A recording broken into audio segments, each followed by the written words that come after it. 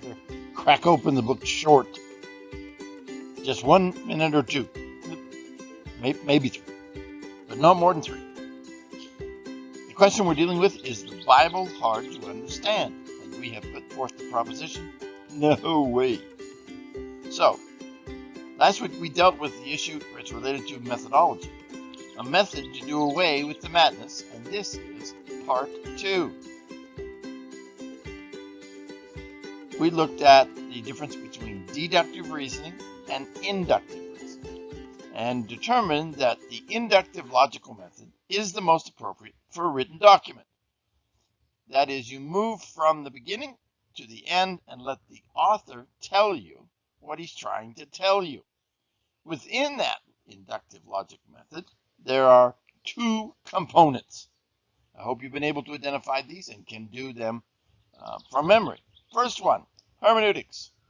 Hermeneutics is the art and science of interpreting the Bible. It's the principles from which you operate going into the letter. Second, exegesis.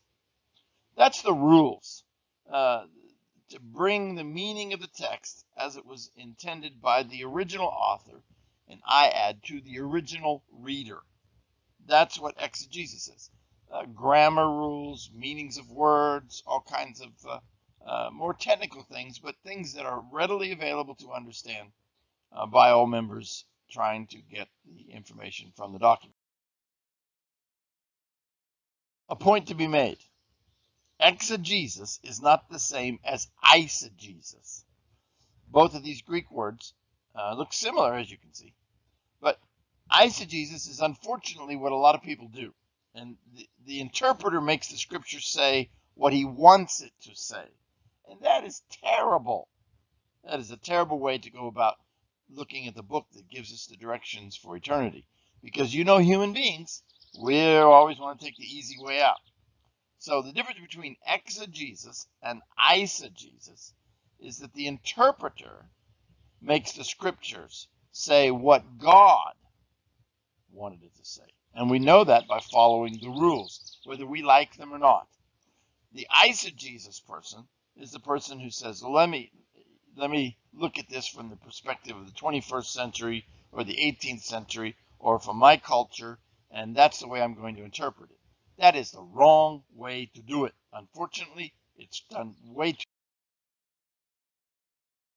at some of the first principles of our methodology, or more importantly, our components. So, first principles of hermeneutics. 1, the Bible is infallible, complete, and final. No extra books, no stuff later on. If you're going to study this book, you have to deal with this principle directly. It's infallible, it's complete, and it's final. Also, it has been translated accurately. I didn't say flawlessly, I said accurately. Sometimes we do have to go back to the original language because between languages, sometimes words get lost, or you just don't have meanings for them. And finally, it's intelligible and it can be understood. So that's an important set of principles that we get from hermeneutics going into this. Now, on the other side of the street, these are common sense violations. We say we don't want to do them, but we do them. Exegesis versus eisegesis. Here we go. Perceived or preconceived opinions. How about this one? Generalizations. How about this one? Appeal to human authority. In other words, you get a whole bunch of smart people to sign off on this idea. So everybody's doing the wrong thing, and that makes it right. We also have the appeal to the popular. Let's take a vote. Let's sit in the Sunday school class there, and we have 10 people, and 6 vote this way. Then that's what it must mean. That's the wrong way to do it. Prejudice, culture, ethnic background, economics, all of those things. Unfortunately, those are bad deals when interpreting the scripture. And then finally, wishful thinking. Sometimes we just want it to say what we want it to say, and we really deny what it does say. So these are some of the things that we want to point out early on as we prepare to continue our study into the idea of understanding the scripture. The proof text generation. Oh, yes. Next time we're going to look at some actual texts, and we're going to examine the issue of proof texting. This is something that is done far too frequently, and it seems like that in the last several decades, at least from what's written by commentaries and what I hear on TV and what I see in different writings on the internet, this is common, far too common. Proof texting. So why don't you go ahead and take a look at what that word means, what that idea is, and then check yourself and see, are you guilty of it? And we're going to bring some scriptural references into this next time to see if you're guilty of it. Like, how about Ephesians 2 and 8? Lots of times that's taken out of, as an example of proof texting.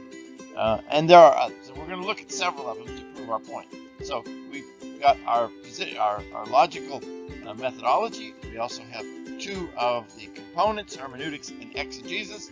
We're trying to stay away from eisegesis. And we're going to look at proof texting next time. So, hey, it was glad to have you along today.